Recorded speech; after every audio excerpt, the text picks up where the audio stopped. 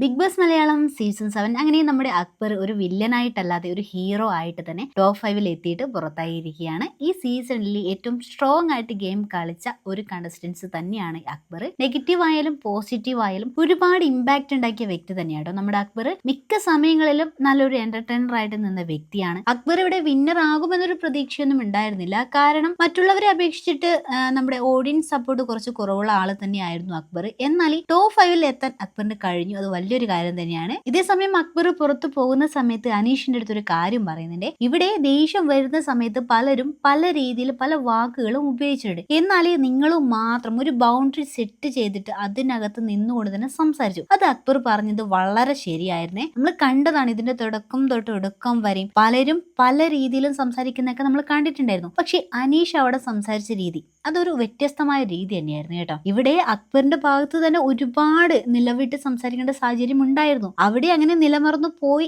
എന്നാലേ അവിടെ ഞാൻ മനസ്സിലാക്കിയ ഒരു കാര്യം എന്താണെന്ന് വെച്ചാൽ അക്ബർ വെറുതെ പോയി ആരെയും ചൊറിയാൻ നിന്നിട്ടില്ലേ. ഇവിടെ ഇങ്ങോട്ട് വന്ന സമയത്ത് അത് തിരിച്ച് പ്രതികരിച്ചു. അതൊന്ന് കൂടിപ്പോയി എന്ന് മാത്രം. എന്ത് തന്നെയായാലും നല്ലൊരു സ്ട്രോങ് പ്ലെയർ തന്നെയായിരുന്നു നമ്മുടെ അക്ബർ. അദ്ദേഹം ടോപ്പ് 5 എത്തിയിട്ട് ഇപ്പോൾ പുറത്തു പോയിരിക്കുകയാണ്.